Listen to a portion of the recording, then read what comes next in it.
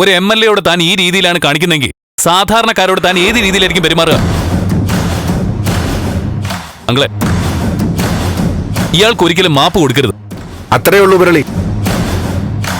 അയ്യോ സാറ്, ഉപ്പ് തിന്നവൻ വെള്ളം കുടിക്കുക തന്നെ വേണം.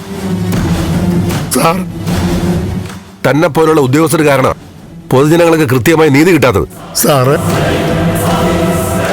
എളുപ്പം നടത്തി കൊടുക്കാവുന്ന ഒരു കാര്യത്തിന് ഒരുപാട് പ്രാവശ്യം ഓഫീസിൽ കയറ്റി ഇറക്കുന്നതും കൈക്കൂലി തന്നാലേ കാര്യം നടക്കുന്നു പറയുന്നതൊക്കെ തന്നെ പോലുള്ള കുറച്ചു പേരാ. അയ്യോ എന്റെ പൊന്നു സാറേ, ഇനി ഞാൻ ഒരു കുഴപ്പവും ഉണ്ടാക്കില്ല സാറേ.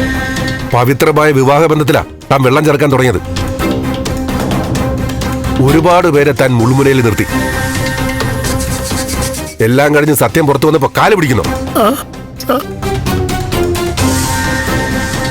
തന്റെ കുഴി താൻ തന്നെയാ കുഴിച്ചത്. തനിക്ക് കൃത്യമായ ശിക്ഷ ഞാൻ വാങ്ങി തന്നിരിക്കും. സാറ്, ഇപ്പൊ അങ്കിൾ ഉള്ളതുകൊണ്ട് വലിയ പരിക്കില്ലാതെ താൻ രക്ഷപ്പെട്ടു. വൈകാതെ തന്നെ എന്റെ കൈ കിട്ടും.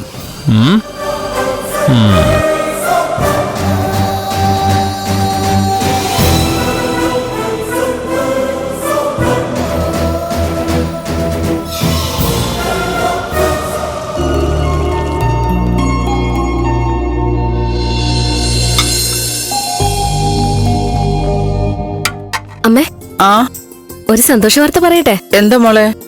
ഒരു വലിയ പ്രശ്നം തീർന്നമ്മേ. നന്ദനും ദേവികയും കല്യാണം കഴിച്ചതിന്റെ സർട്ടിഫിക്കറ്റ് കിട്ടി. ആ മാരേജ് സർട്ടിഫിക്കറ്റ്. ആണോ?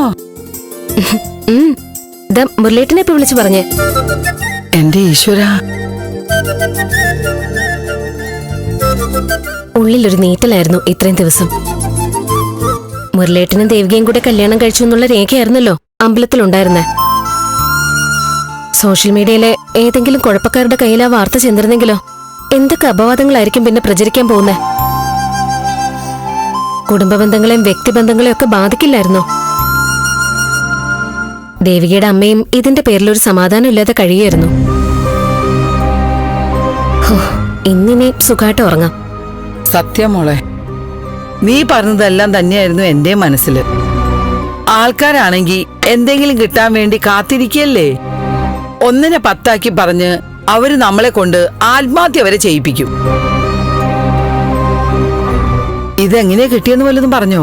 ആ അമ്പലത്തിലെ മാനേജറില്ലേ, ആ കള്ളക്കുറിപ്പിന്റെ കളികളായിരുന്നു ഇതൊക്കെ.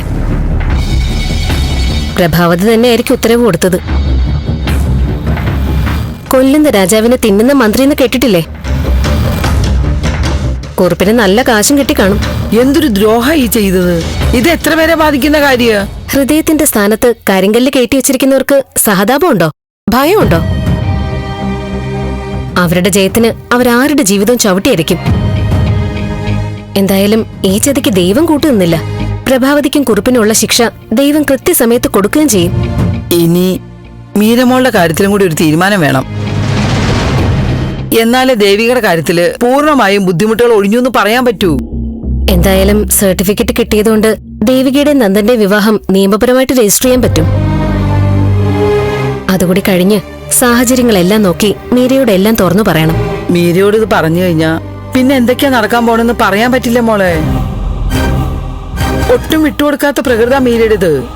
പക്ഷേ നന്ദൻ പറയുന്നത് ഇപ്പൊ സ്വഭാവത്തിന് നല്ല മാറ്റം ഉണ്ടെന്നല്ലേ? സ്വഭാവത്തിന് മാറ്റമൊക്കെ ഉണ്ടായിരിക്കും. പക്ഷെ മീരമോൾക്ക് ഇപ്പോ ദേവികയും നന്ദമോനും തമ്മിലുള്ള ബന്ധമൊന്നും അറിയില്ല. ഇനി അറിയുമ്പോ അവിടെ എന്തായിരിക്കും നടക്കാൻ പോകുന്നത്?